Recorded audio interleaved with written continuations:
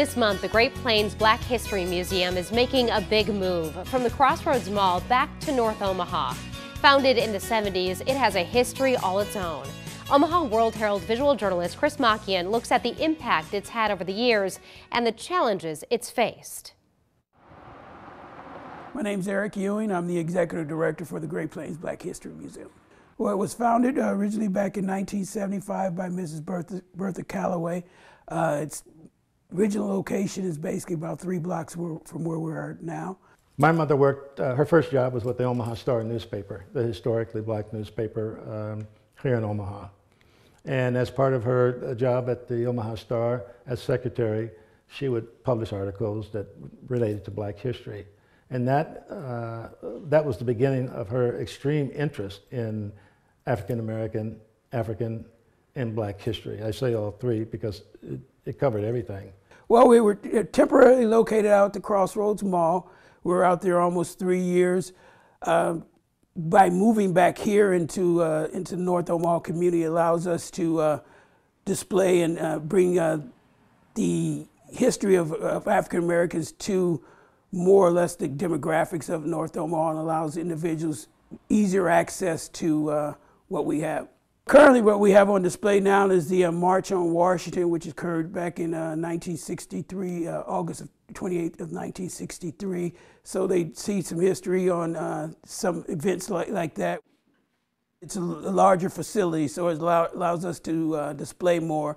It also allows folks to have an opportunity to see the various things that have occurred throughout Omaha, throughout the Great Plains, and throughout the U.S. That pertains to African American history. But I recall many times going with her as she would go into abandoned houses that were about to be demolished and crawling through attics, picking up little pieces of this and that. The photographs were the main thing. They've always been the main thing. And that was all part of her personal collection. And she would just somehow be able to just focus in on some of these houses and know right away that there was something of value in the houses. And I think she was right on with the thought that you've got to have self-respect and pride of who you are. And the only reason the only way you're going to have that is by documenting the good part of history, not just the bad part. A lot of youngsters think that African American history started from slavery. They don't understand that it goes back thousands and thousands of years.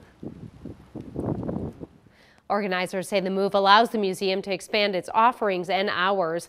A grand opening is planned for Wednesday.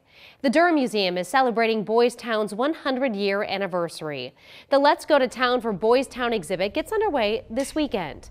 It features paintings from the original Boys Town dining hall, movie memorabilia, and stone from the old Byron Reed Mansion, which was Boys Town's original site.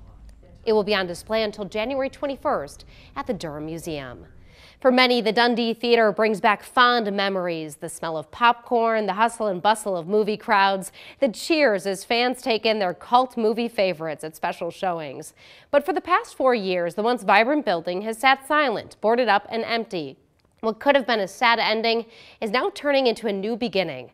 And this week, the theater in the heart of Dundee kicked off its sequel, if you will, with a symbolic move. 3 News Now reporter Nick Starling has the story. It's the next scene in the history of the Dundee Theater as this vertical sign attaches to the building. It becomes kind of a place-making sign. It certainly marks the theater, but it also marks the area. Filmstream's Deputy Director Casey Logan says the theater will feature original mementos from this building. Things like familiar blue seats, which is something that people really identify with the Dundee.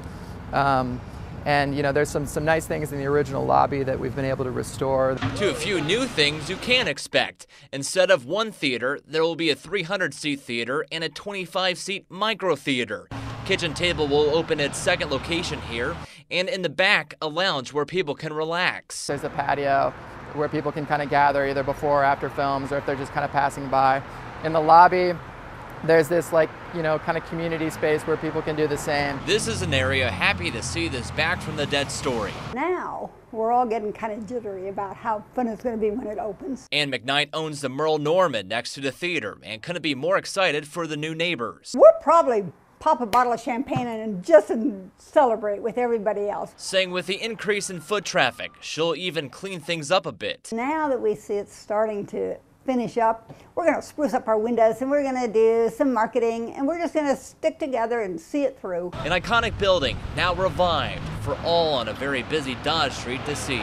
It would have felt like, you know, a tragedy if this building would have gone away and if it had stopped showing movies, you know, after you know, a little more than 90 years.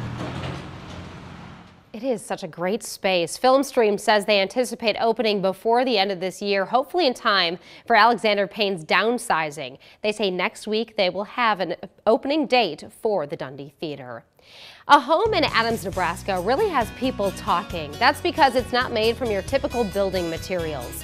Tires, bottles, dirt make for a unique home, and that's just what the owner wants.